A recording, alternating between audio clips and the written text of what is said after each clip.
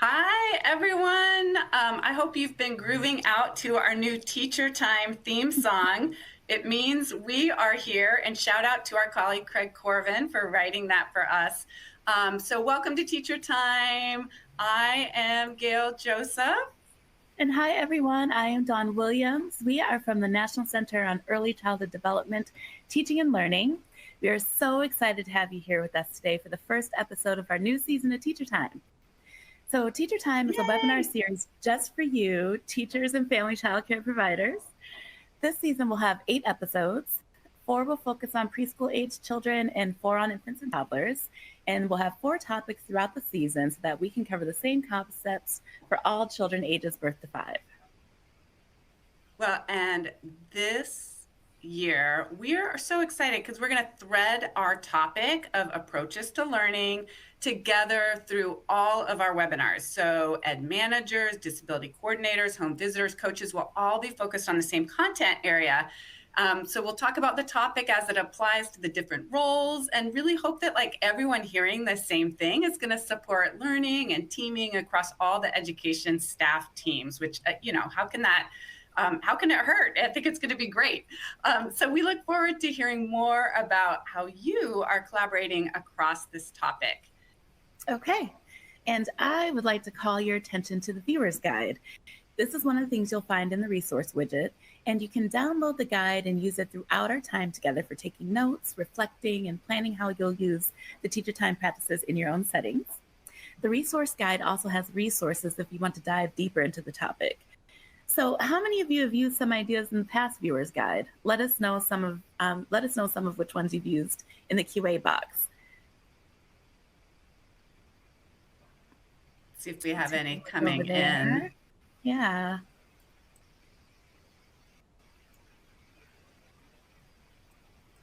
Taking a look at I hear people using them in the past, and they're just filled with great information. There's always something you can use, like in your practice right away.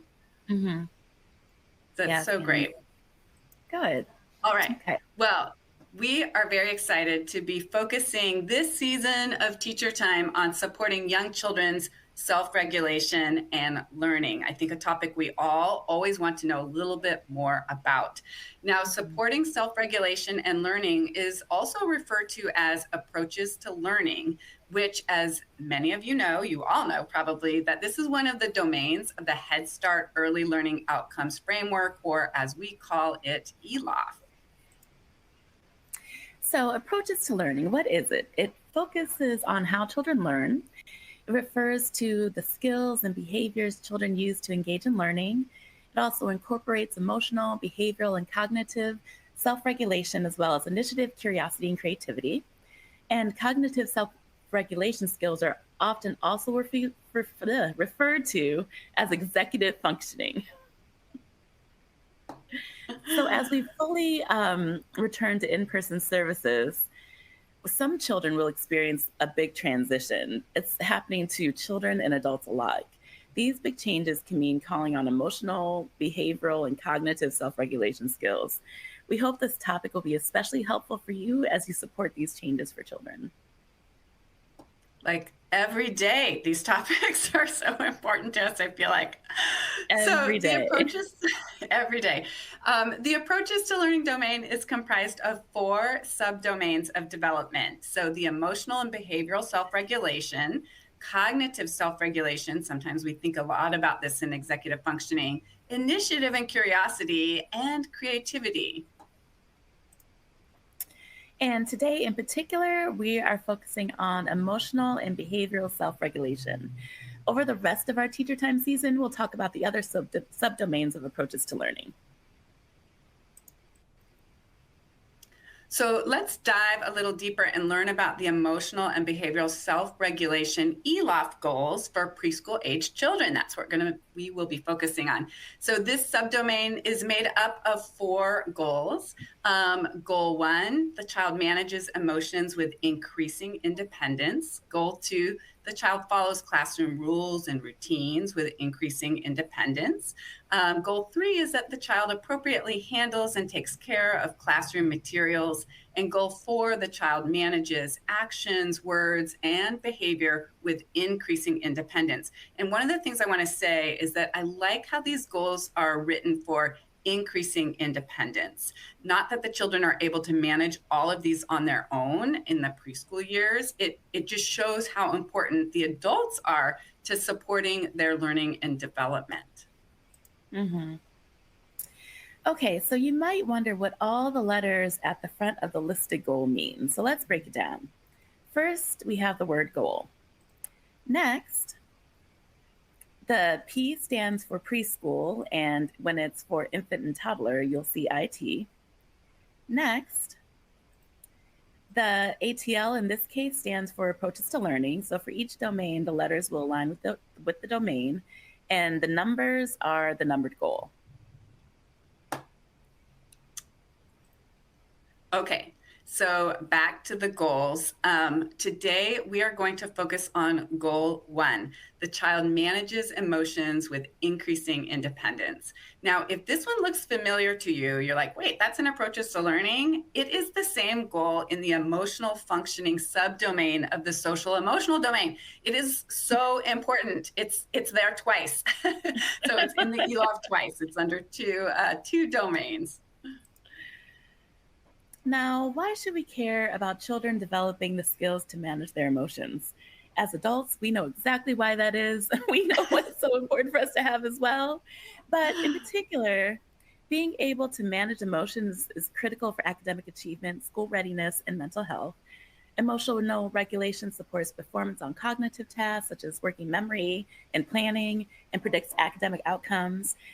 Also, children who appropriately regulate emotions have been found to display greater social competence, better social skills, and friendships. And children's ability to regulate their emotions facilitates their transition to kindergarten and school readiness by supporting the ability to acquire academic information. All right. Now, before we begin talking about supporting children's emotional regulation, let's focus on ourselves as adults, as educators. Teaching can definitely elicit so many big feelings, strong emotions, especially when we are working with young children who might exhibit some challenging behaviors or behaviors that we find challenging.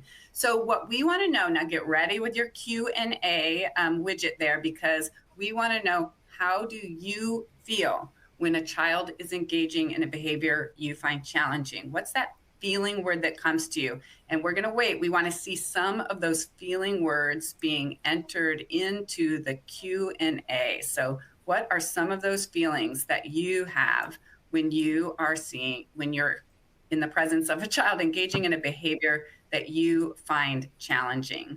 So I'm seeing they're rolling in here. I'm seeing frustrated. I'm seeing frustrated in all caps. I think that says a lot. Overwhelmed, feeling triggered, feeling like I'm not a great teacher, feeling overwhelmed, feeling anxious, feeling scared. Curious. Yes. Love that. Stressful. Stressed. Empathetic. Oh, wondering what you're doing wrong, irritated, inadequate. Yes. Out of control. Gosh, all of these things, right? Like, we often hear that children's challenging behavior can bring out these big feelings in teachers, like they do. And sometimes we think about these behaviors as hot buttons, or another person's behavior that creates really big feelings in us. And so let's listen to how these teachers feel when their hot buttons are pushed. We're going to check out a video.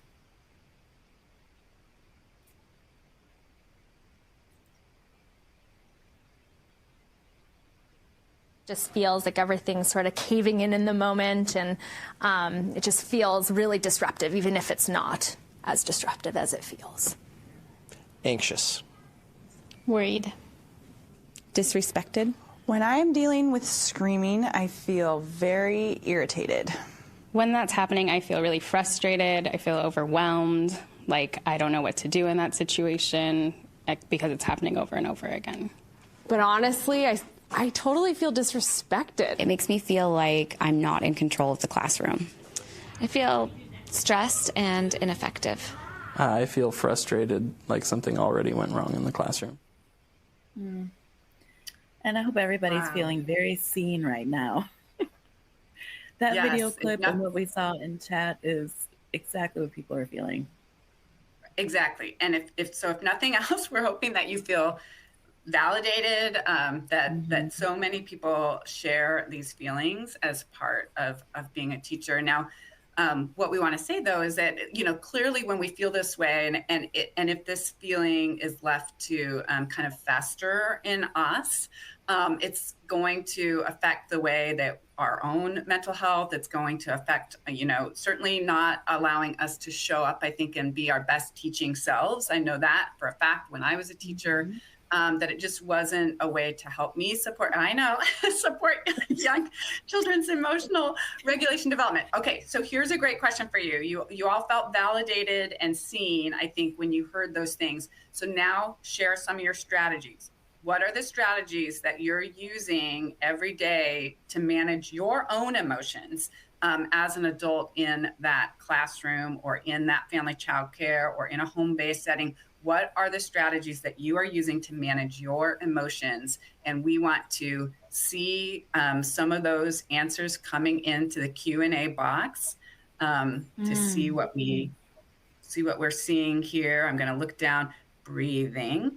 Balloon breathing, taking a deep breath, counting to 10, know when I need a break, and ask for help. Tap out policy. I love that. Oh, yeah. I love that. These are great strategies. We have some support with some of the Q&As in the back end here, and I'm hoping that Q&A folks, can you kind of push some of these out to respond all so people can see their these ideas coming in. These are great because we want to make sure that these are shared with each other. So many great strategies that are helping you self-regulate so that you can be a great support to the children. So in addition to all these great strategies we're hearing, we want to share one with you. And it can be helpful to manage our own strong emotions, and it helps to notice when you're engaging in red light thinking, thinking in how you could switch to green light thinking. So here's an example. Let's say you've been working to save money and you finally managed to save a little, and then you get a big bill to pay.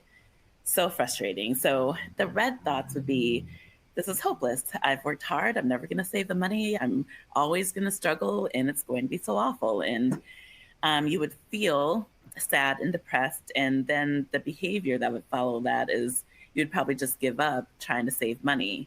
And so it's breaking down this process into thinking, feeling, and behaving. And so a green thought you might have, instead of thinking that it's so hopeless that this is a setback, but it's not the end of the world.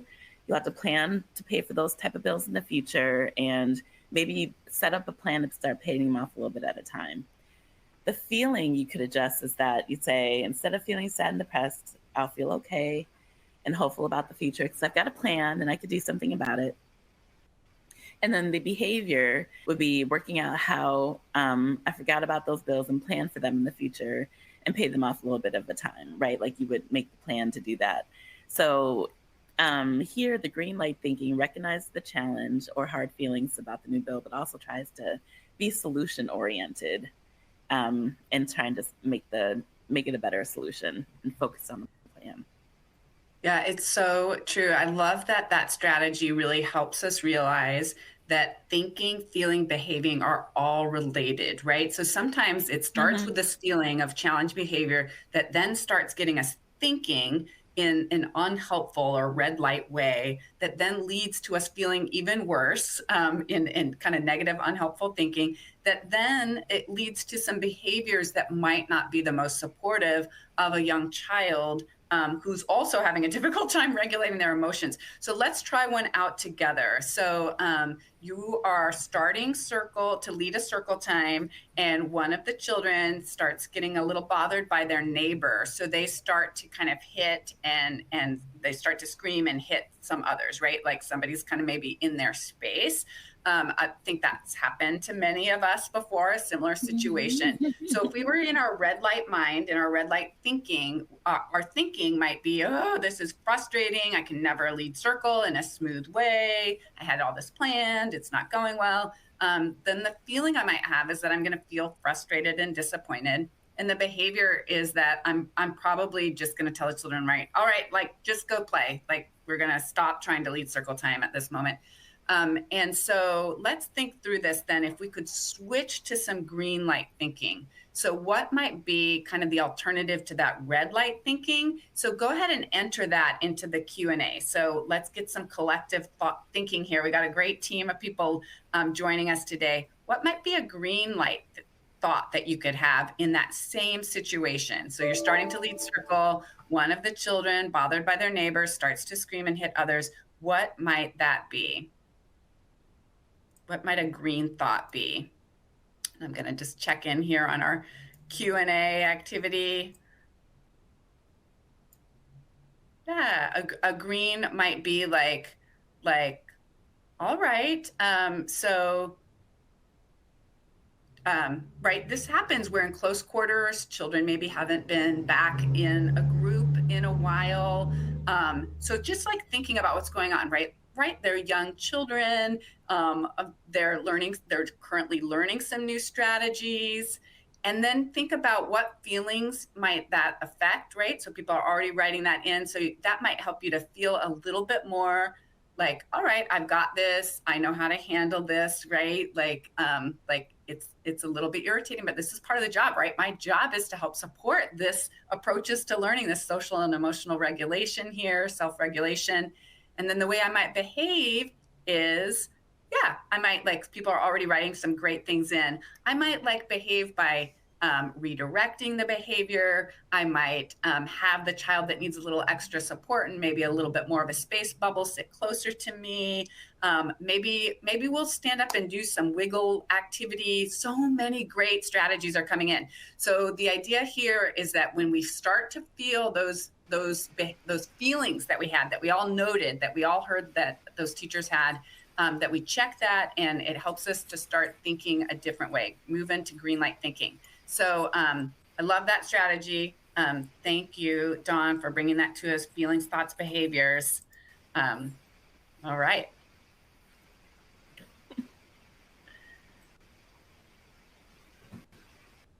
Back to you.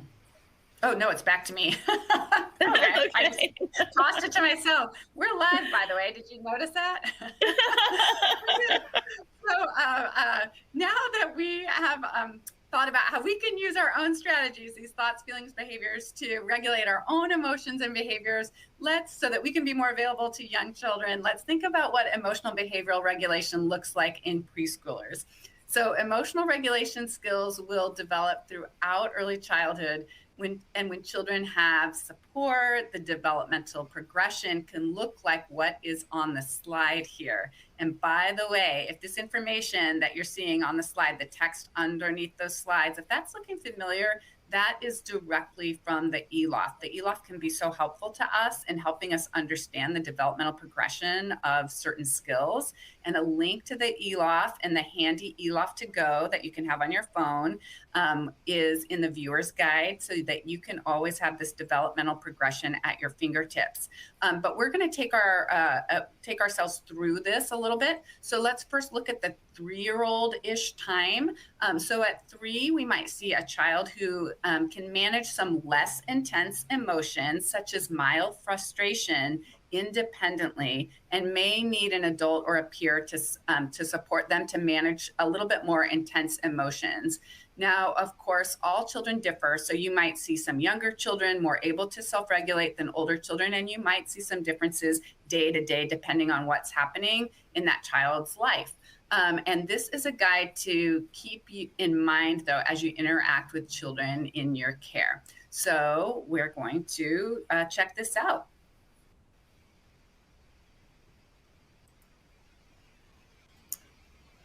Yep, so now we turn our attention to supporting young children to manage emotions. What does it look like when a child is actually managing their emotions?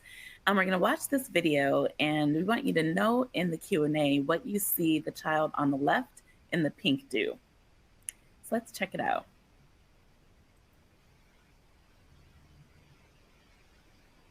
What? Come on, it's too late. I can't help you. Are the lenses going in? Now what color are you seeing? Yellow and blue?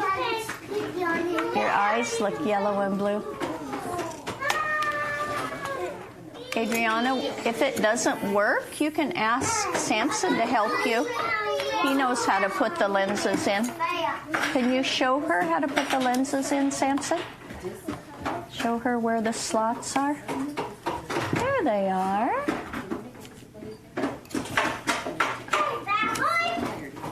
That's how they slide in. Thank you, Samson.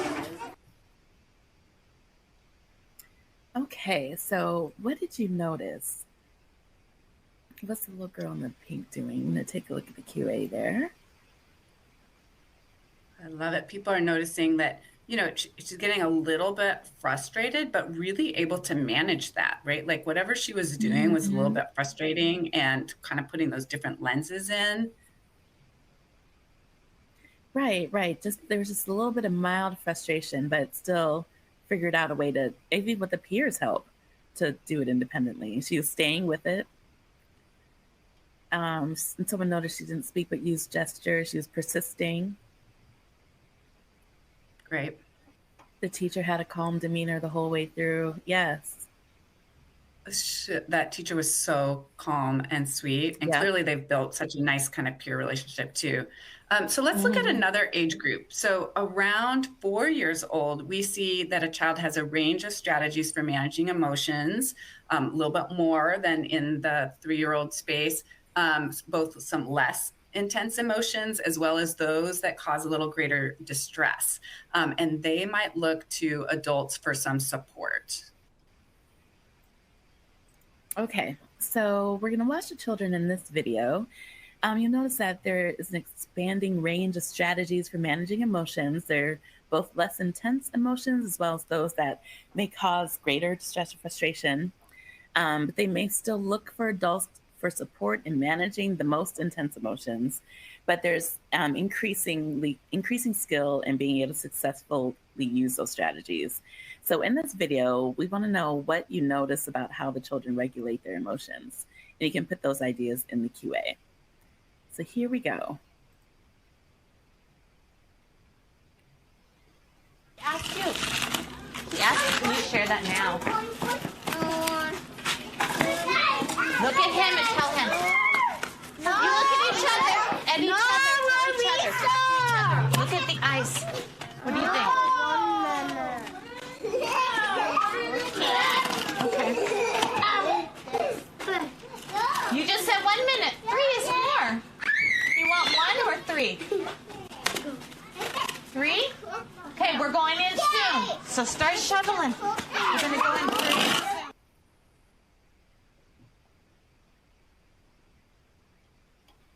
All right, so what did you all notice into this QA here?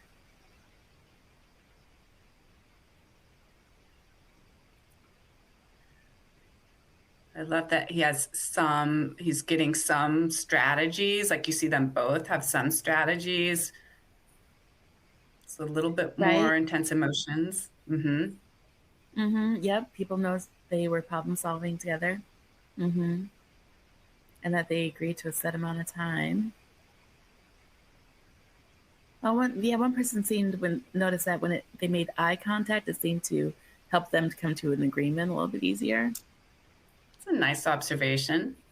Yeah. Very astute. All right, I'm Right? gonna move this along, Yeah. John. We got a lot of content to cover here. Okay, sorry.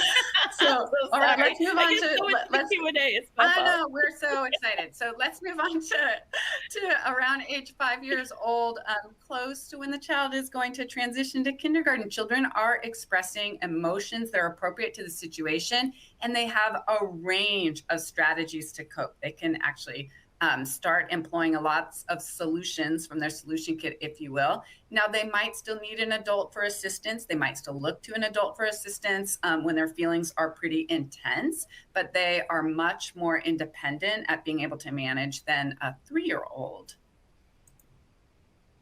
Okay, so in this clip, you'll watch the child in the denim shirt, and what do you notice about their about their emotional regulation? Let's look. Congratulations. Keep up the good work. Okay? Okay. All right. Let's go. Let's go. You what? Oh, really? Hurt your feelings?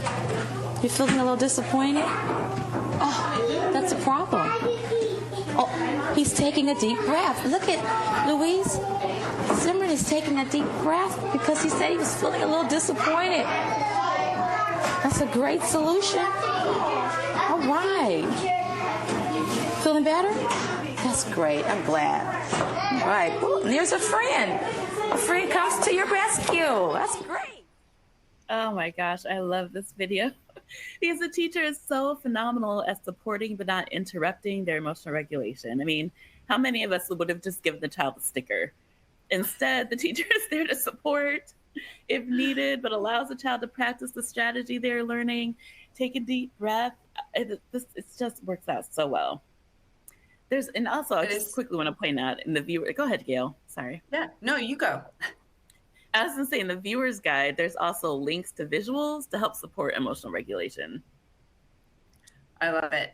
So we saw this great progression from like what it looks like at 3, 4-ish and 5, and just knowing that children will be, on somewhere on that developmental continuum. So we know that a big part of starting to support children's emotional regulation is building their emotional vocabulary. So we have this saying that you've got to name it to tame it. You really have to start to identify those emotions, and that comes from growing your emotional vocabulary. So we are actually going to watch a video of several teachers talking about the ways in which they're teaching emotional literacy, expanding emotional vocabulary, and emotional regulation. And get out that viewer's guide because you're going to want to note what some of these teachers are doing. And that video is going to play.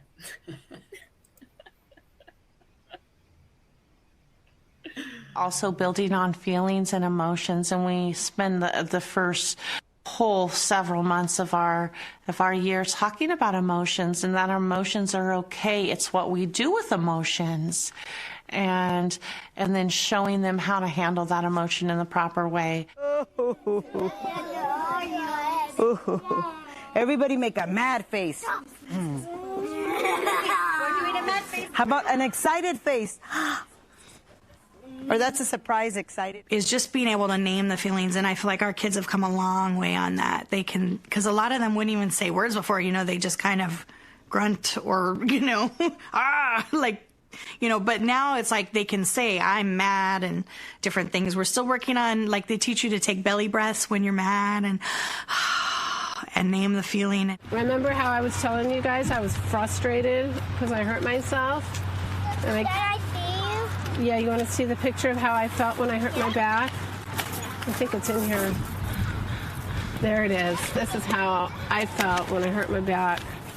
That says frustrated. Logan is going to feel this way because look what he figured out. He's pumping himself on the swing. Look at him go. He's going to be happy and proud. Do you remember what proud means? Yeah. What does it mean? Happy. It means you feel happy inside about something you've done. I'm proud. Oh, watch out, Ella. Like, Logan's going to be proud that he figured out how to pump himself on the swing. We encourage a child to express their feeling and to name their feeling. And if if they want to be left alone, to understand I'm feeling sad, I need to be left alone, or I'm feeling sad, I need you to give me a hug, or if they don't say that, I said, do you need a hug? Will a hug help you feel better? All right, Sierra. Are you excited, Sierra? I see the big smile on your face. That shows me you are excited. So are we ready? Are we ready to have Brittany place the necklace over Sierra? Drum roll, please. We're watching. Go ahead, Chase. Let us know, buddy. How's it going?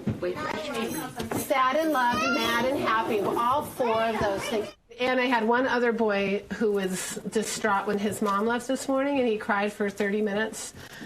And he doesn't normally do that. Their family's going through a lot of stuff. And so when it was his turn, he came up and he did happy, mad, sad, and loved. He pointed at all of them. And I thought, geez, that's right on. That's exactly right. You're feeling happy because we're having fun.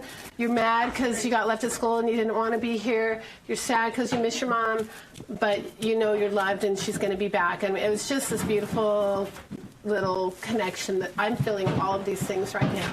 Look through the binoculars and see how she's feeling. How are you feeling? Loved? Awesome. Why are you feeling loved this morning? Tell me why. What are you going to build today, Megan? What makes you feel loved? Okay. What do you think? You like to Look at her happy face. Mom. Your mom makes you feel loved? Oh, I love it. Thank you for telling me that. So I have a new girl who hasn't used any words in my classroom yet. And today she pointed at loved. And then I said, oh, when do you feel loved? And not really expecting to get her to answer, and she said, Mom, really loud. And it was really the first time I've ever really heard her speak out loud. It's a story of when I cried. When I'm feeling sad, that's when I cry, and it makes me feel better. This is a story of when I sigh. When I'm feeling peaceful, that's when I sigh. Help me feel better. It makes me feel better. You know, it makes me even better after I sigh. Then Little Bird came by to visit. Will you help me find the moon, asked Bear? I'm getting so frustrated. I'm frustrated. He's frustrated. He can't find the moon. Frustrated. Yeah, as he jumps over the moon, what happens? He looks like he's going to run right into the house. How do you think he's going to feel if he runs into the house? Sad. You know what? What else could he feel? Look at my face. How do you think I feel? Or mad. Mad. Or how about, have you ever heard the word furious? Furious means really, really angry. Do you ever get really, really angry? Sometimes I do. Yeah, sometimes you do. Sometimes I do too. Not very often though. Usually I just get mad. So the cow could be sad, mad. He could even be furious. They can name the feelings of other people. So I think it's kind of made them a little more empathetic too. It's like they know how the other children are feeling, and they kind of feel it with them. Because a lot of times when we're reading books, that's one of the things I like to ask them is, oh, look at their face. How are they feeling? Or like in the book today, someone was crying. Why do you think he's sad? And so they're coming up with reasons, you know, why they think he might be sad, and then talking about how he can feel better. Maybe he could try taking some belly breaths, you know? All right. I love that video. It's filled with ideas. And one big question came in, which is, how do you do the feeling, like drawing attention to someone's face, if it looks like that most of the time. So I know that masks are something that we're thinking about, like, how do we do that? And so one of the things I like to say is that when we're teaching young children to detect emotions on somebody else's face, we do have them look at the mouth, but there's another critical feature about how someone's feeling, and it is the eyebrows, right? So it's not even just the eyes, it's the eyebrows. And so what a great opportunity to draw someone's attention to how somebody might be feeling based on if their eyebrows are furrowing or if they're up and they're lifted. And the other cue that we ask, or clue, I should say, that we ask children to be feeling detectives with is the tone of voice. And so you can do some fun games, like you can say, you can show children maybe a picture of a different feeling face at circle time and say, all right, say the word marshmallow in a mad voice, but nobody else hears what you're saying. And so the child has to say marshmallow, and children guess what the feeling is. So lots of ways to take advantage of that. They don't maybe have their mouths exposed, but you can draw attention to the eyebrows, the tone of voice, and just makes building that emotional vocabulary all the more important. I just wanted to say that because I know that people are like, hello, lady, have you been in our rooms lately? Everyone has a mask on, so it's hard to draw attention. All right, Dawn. Thank you, Gail. That is one of the biggest issues right now, right? So we have another example to show you real quickly. It's the Hearts and Feelings Kit. It comes from a Head Start program out of California. Shout out to Dangro. Thank you. Shout out to Dangro. It was one way a program connects school and home to support emotional regulation. So the Hearts and Feelings Kit is sent home with children and provides families with materials used in the classroom to support emotional regulation. Some of those materials include a weighted stuffy to help the children physically feel calm, an alone tent to provide a child with space to cool down or be alone, and books about emotions to help children learn new words and see how other children learn about their emotions. So if your program did a Hearts and Feelings Kit, what would you include? Think about the families in your programs. How would you be sure they are represented in the materials? And would you include books in multiple languages or instructions in multiple languages? Just think to yourself, what would you do in a Hearts and Feelings Kit? I love that idea. I love that, like, kind of a weighted stuffy. I love the connection. And I know sometimes services might get interrupted and we might have children that have to stay at home for a little bit. And so having that, the consistency of what you're using in the classroom available at home too, I just think that's a great strategy. Yeah. All right, I'm moving us along. We've got so much content. We need teacher time to be like, we need an epic kind of 2 hours for this, but we're going to move along. So new to this season, not only is my co-host Dawn coming back from the original teacher time, and so she's new to us this season, but old friend of ours.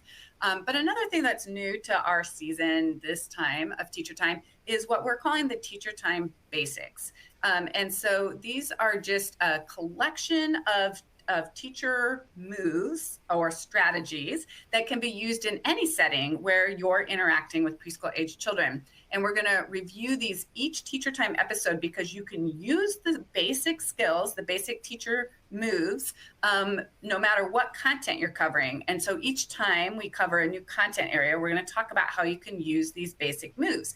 And I think that, in this time that we're in, we're coming, programs are getting more and more in person. And sometimes we're unsure of what we should be doing in this new situation. And I think we want to say, let's get back to the basics. Let's go to these moves that we know work well. So I'm going to tell you what they are. You can see them on the screen there, but let's just tell you what these moves are. So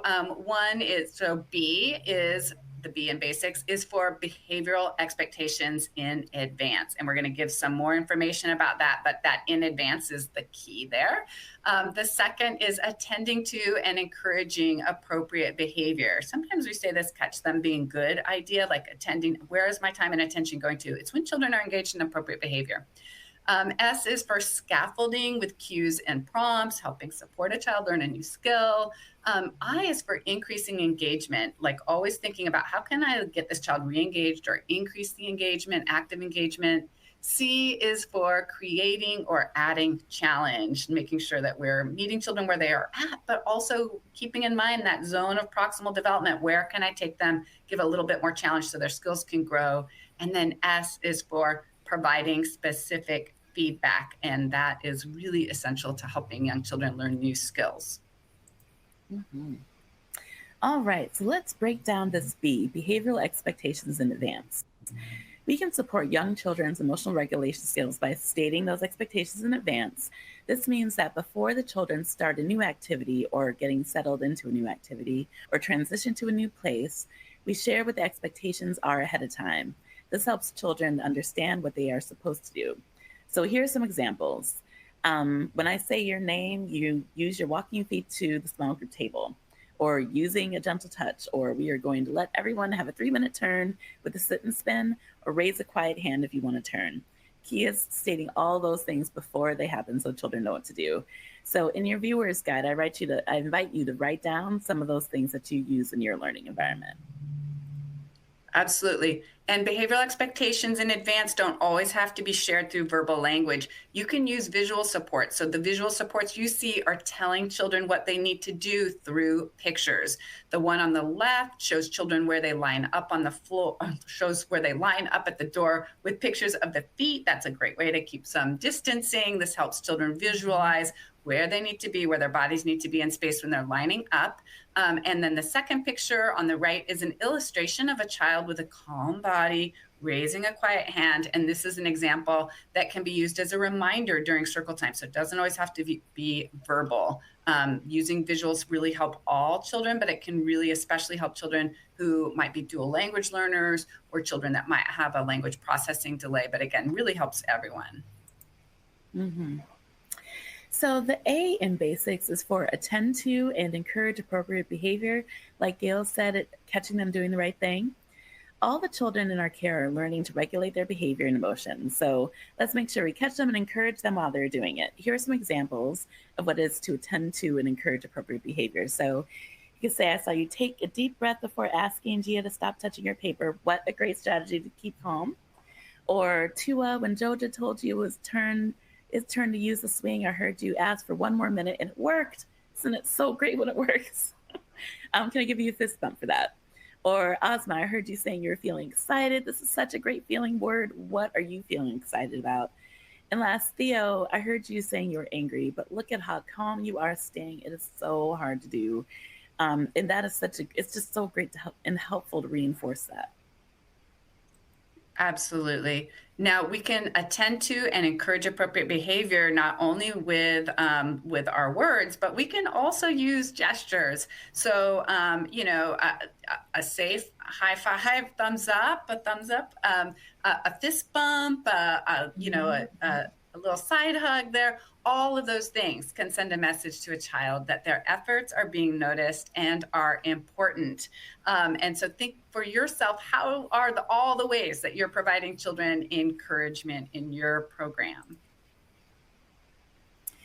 And then when children need some help with managing their emotions, we can scaffold their behavior with cues and prompts.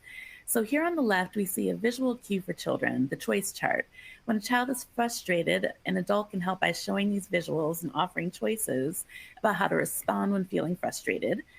That top right photo is a visual support to help a child picture a feeling they're having. And sometimes this is easier than using words. And in that lower corner right there, adults can have prompts too. That's what I wonder if that could hurt anyone's feelings prompt is on the bottom right. Prompts for adults can be placed higher up on the wall where the adults are able to see it. And in this case, the prompt is a cue to address the problem between peers. It's saying, I wonder if that could hurt anyone's feelings. And this cue serves as a reminder for the adult and can help a child come up with solutions to a problem. I love that. We always need reminders ourselves. Now, another way we can support emotional and behavioral regulation is to increase children's active engagement in learning the material. So let's just look at these pictures. There's a few ways here. We heard so many great examples in the video montage, but children can check in when they arrive and put their name next to a picture of how they're feeling. And this helps the child start learning, like identifying and naming the emotions, and also helps you understand how they are arriving that day. The feeling wheel that you see in the middle, that's another visual support to actively engage children in sharing how they are feeling or being able to identify and name feelings when they look at the picture. And then finally, one of my favorites is the feeling photo booth. And this is a fun kind of way to set up in any learning environment where children can choose a kind of a written word about how they're feeling, and the adult might snap a photo of it, and great way to put those feelings up around the classroom. And another great way, if your child has a mask on and you can't quite tell, they can use the little photo booth there, and you can snap it and put it up. But most importantly, each of these examples are really about the active engagement. Children are active in each of these examples that we're sharing, and having them actively engaged and learning how to regulate their emotions is going to help. Mm-hmm. And it's also important to support children's learning by continuing to create the next challenge. So for example, if a child is identifying and naming basic emotions, start teaching more complex emotions like excited, frustrated, or angry. Or if a child has learned to use some basic solutions like ask for a turn or get a teacher, we can teach additional solutions like wait and try again. Do you have a solution kit in your classroom or family childcare? Solutions kits are sets of ideas or solutions for children to use when they have a problem to solve. These visual cues can help children and teachers generate ideas. And then you can also create or add challenge by extending the time we expect a child to wait for a turn. What are some of your ideas for creating or adding challenge to develop children's emotional regulation skills? Share them in the QA, and we'll share some of the ideas you write in. I love that. A solution kit, like I needed that every day when I was teaching. I love the solution kit, and I'm sure we have some ideas in the resource guide about how to expand that.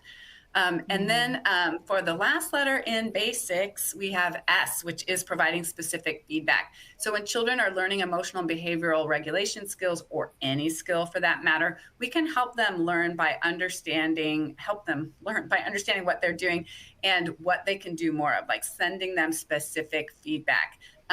We can use the example of what the child did or said, and then give specific feedback to help them learn more, like maybe a new emotion word. I loved there was a great example of providing specific feedback when the teacher said, oh, that word is proud. Do you know what proud means? And the boy says, happy, and she gives specific feedback. She says, yes, it means happy about something that you've said or done, and that's specific feedback. So it deepens the child's understanding. So here are some examples of providing specific feedback. You used a really big feeling word, frustrated, and another word like feeling frustrated is exasperated. Like, what a great word to teach. You've tried the same solution 3 times. Let's try and find another one in the solution kit. And I heard you say the girl looks happy in the picture, but look at her mouth, it looks turned down. Can you think of another feeling word? So the idea here is to kind of scaffold, provide that the feedback for the child to learn more deeply or learn that skill. So I love all those examples. So there you have it, the basics. We're excited to keep using the basics to share examples of how to use these strategies throughout our learning this season in Teacher Time. Absolutely. Now, sometimes children we work with need extra support to be successful. So we always have this little segment in Teacher Time, which is called Small Change, Big Impact, which is just a little tip for making a modification or adaptation for children who may have a disability or suspected delay, or may just need extra support with a specific routine or activity. And here's an example. So some children have an extra difficult time waiting for a turn or understanding how to know when their turn is. So the counting card is a modification to help children who may need extra support to wait.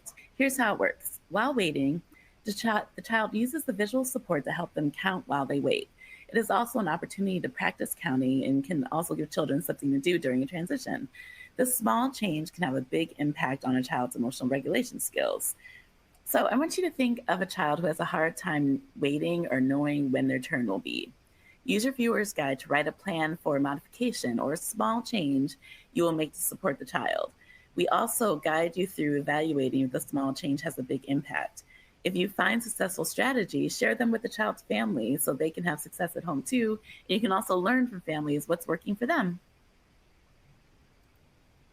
Love that segment, Small Change, Big Impact. Another segment we are going to have every episode in Teacher Time this season is to focus on equity. And as we learn more and talk about emotional and behavioral regulation, it's also important to think about how we do or do not use equitable teaching practices. And when we talk about equitable teaching practices, it means using practices that meet each child where they are and to support their full ability to fully participate and belong in their learning environment. So practices that we talked about in the basics, and Small Change, Big Impact, can be considered equitable teaching practices because they're helping to individualize a child's learning needs.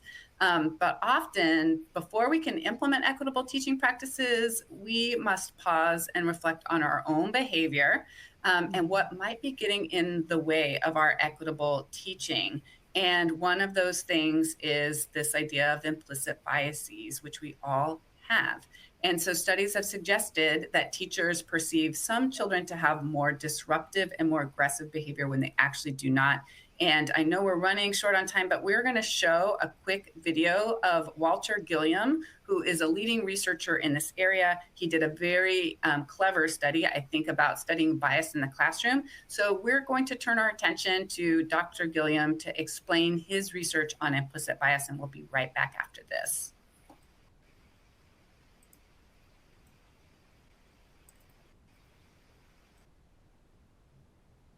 Hello, I'm Walter Gilliam. I'm a professor of child psychiatry and psychology at the Yale University Child Studies Center and director of the Edward Ziegler Center in Child Development and Social Policy. What is implicit bias? Implicit bias they're the biases that you have that you don't know that you have.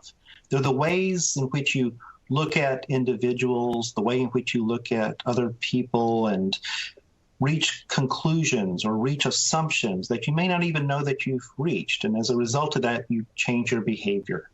What evidence do we have of implicit bias in a preschool setting? A few years ago in 2016, we completed a study where we were looking at implicit biases in preschool teachers. And in the study, what we did was we had teachers look at videos. These were videos of children sitting at a table, a boy and a girl, one white boy, one white girl, one black boy, one black girl. And they were sitting at the table and they were just playing with Play-Doh. And there was an eye tracker that was attached to the video where the teachers were looking at the video screen. And on the eye tracker, we could track down to 1,000th of a second and just right down to a pixel on the screen, exactly where they were looking. And we asked the teachers, we said, this is a study to see whether you can find challenging behaviors before they become too problematic. Now, please watch this video, and any time that you see a child do something that could become a behavior problem if you didn't intervene quick enough, hit this button. And what we didn't tell the teachers was this, that there are going to be no challenging behaviors in any of the videos because they are all child actors. And that what we were really interested in was when we led you to believe that a child might misbehave, where did you look? Where did you look first? Where did you look most? Where did you go back because you must have missed something? And what we ultimately found was that teachers overwhelmingly looked more at black children when they were led to believe that somebody's going to misbehave, especially the black boy. And that was true for teachers regardless of the race, white teachers, black teachers, and brown teachers. Because we all have implicit biases in us, and those biases predetermine who it is that we expect certain behaviors from. So when I said challenging behaviors, teachers looked more overwhelmingly at the black children, especially the black boy, which then raises this other question. What if I had said, this is a study to look for evidence of creativity, to look for evidence of brilliance and genius? Who would they have looked at then?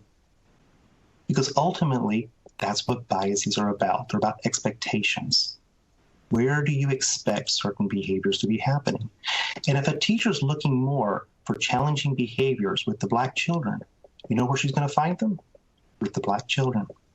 because that's where she's looking. She won't find it with the white children as often because they're not looking there. I can spend 3 weeks on that topic. However, and with time, what we'd love for you all to do is use the viewer's guide to do some reflection. The next great step you could take right now is to do some reflecting on what your own implicit biases are, because we all do have them.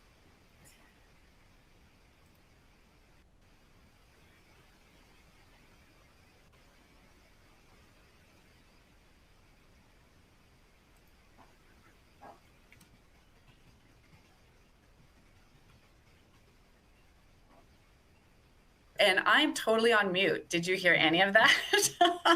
No, I can. I'm back. I just wanted to say that that we're going to focus on that topic every time in teacher time. So we will be returning to that.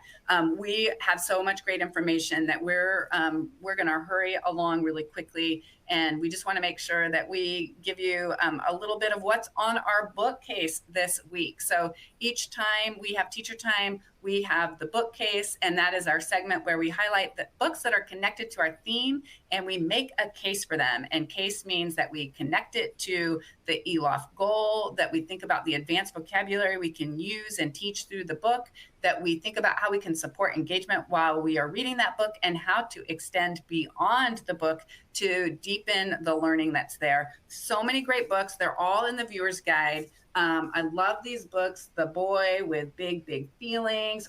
Whoa, such a great one. Rhyming rhythmical text. I love it so much. Your kids will love it as well. And then the one that we just want to make the case for right now is a beautiful book called Saturday. I bet you have it on your bookcase. And if you don't, get it. Get it from your library. Saturday by Ogamura. And there you see that lovely author. And this is a great book about a girl who has a mom that works Monday through Friday and Sundays too. And Saturday is the day she gets to spend with her mom. They go out for a great little, they've got all these big plans, and all the plans kind of fall apart along the way. So you can imagine all the ways that they have to regulate their emotion as that is happening. So it's definitely connected to the ELOF goal. And then the advanced vocabulary, lots of great words in here. Canceled. Unfortunately, that's a word we hear about a lot, like the event is canceled. And so pairing that with, a child-friendly description, it means it won't happen, it's closed, etc. Great vocabulary words like splendid, reassured, relief, cherished. Those are some of the words I pulled out from here. A great way to support engagement is that every time they're going on to the next thing, there's a really fun part where they say Zoom, and off they went. So you can imagine like really engaging children in a choral reading of that about Zoom, or they could jump up every time they hear Zoom. And then the activity that we think could extend the learning is using the relaxation thermometer. And that's the picture that you see of the girl on the right. The relaxation thermometer is just a thermometer, and you have children kind of color it in, and the colors denote the different feelings that you have, from blue and being in the calm, feeling cool, to that red level where I might just like yell or express myself in a way that's not going to be helpful. And how do I get myself from being in the red to being in the blue? And we might dig into that in another episode. But that relaxation thermometer, there's some tips and tricks, I think, in the viewer's guide for you to go a little bit further with that. We're going to say join us for our next episode. Yeah. So our next episode is going to be November 4th. It's about infants and toddlers and their emotional and behavior self-regulation. We'll see you next time. Bye, teacher time. Bye.